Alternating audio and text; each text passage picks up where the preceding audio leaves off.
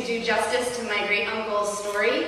I don't think I'll fit it all into 10 minutes, but if you're interested to hear more, there is this great book, Israeli Pacifist, about him, and there's some books for sale on the table there, and it's also, you can check it out at the local Jewish library here in San Francisco.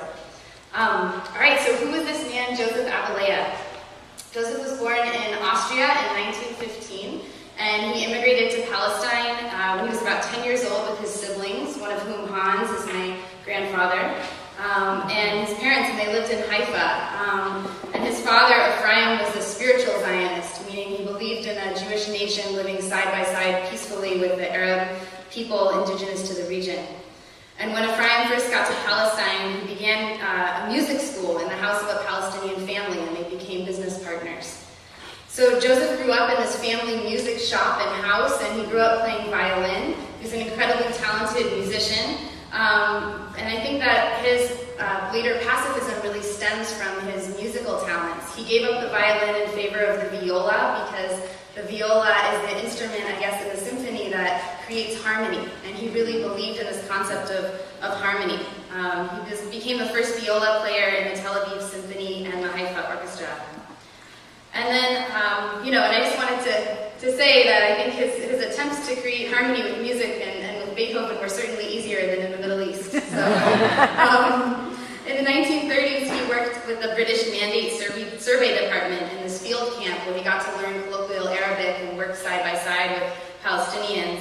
And I think during that time of traveling around and working with the land, he discovered this real deep connection with his biblical ancestry. He said that he looked at the Jordan River not as a border, but get this, as a vein running down the heart of a country. I love that metaphor.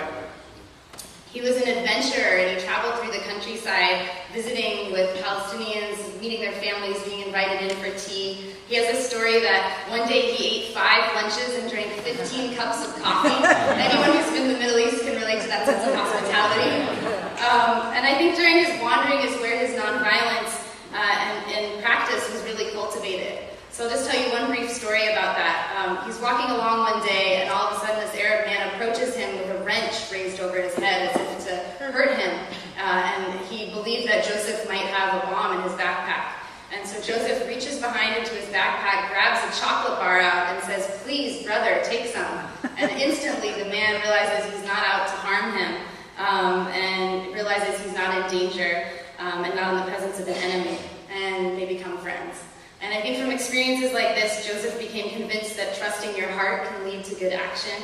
And time after time, he was in these perilous situations, and his life was saved by believing in the power of love, really. And I think also during this time, he underwent a transition from a feeling of humanitarian interest in the plight of the Arab people at that time to an understanding of the systemic oppression within the structure of the budding government of what would become the State of Israel.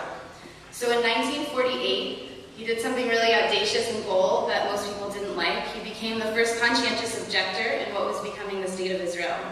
And this flowed naturally from his love of Jews and Arabs and his commitment to nonviolence.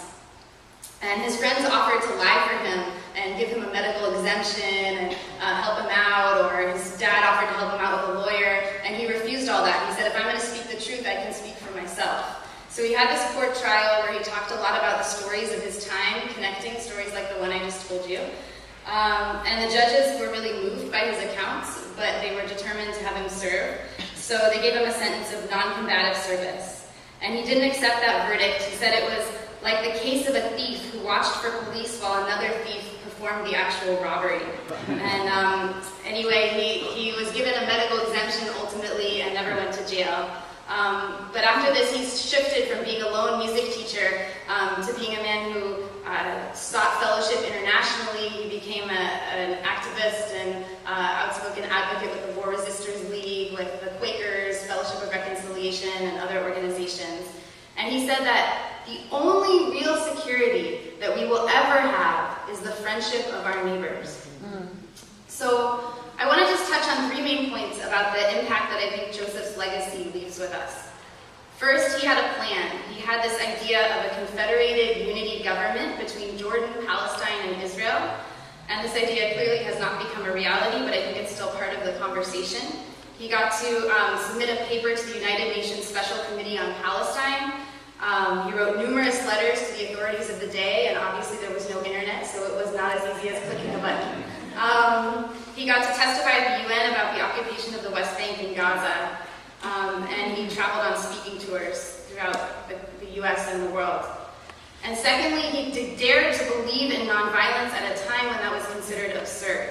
He believed a Jewish state should not be established on the basis of so much violence.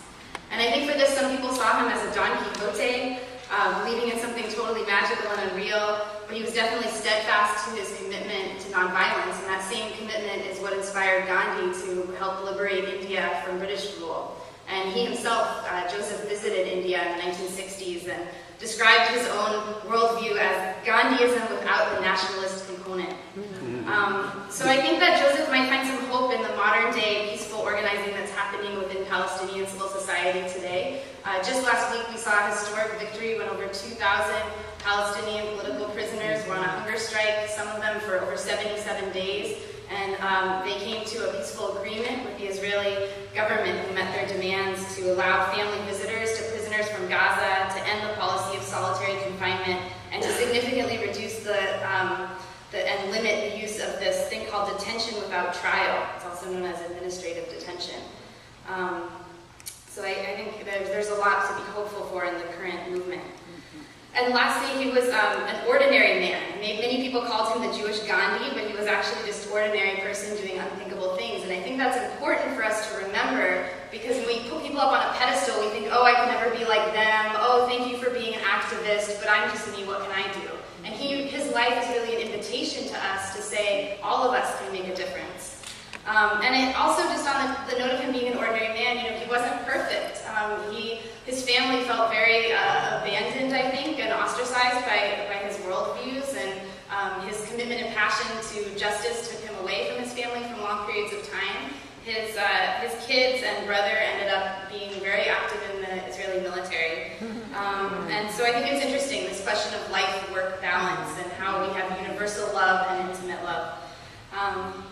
And just lastly, I wanted to touch on, how does this ancestor impact my own life? I feel I've been unconsciously following in Joseph's footsteps for my whole activist life since I was part of the Dillertine Fellowship at the Bureau of Jewish Education here in San Francisco when I was a teenager, to becoming an activist against the wars in Iraq and Afghanistan. And this is the clincher. This is how I actually got to know Joseph. Exactly 1 year ago today, on May 24th, 2011, I was in the Capitol Gallery witnessing Israeli Prime Minister Netanyahu give a speech to Congress, and I felt a call to speak out for equal rights for Palestinians, and because I stood up, I was assaulted.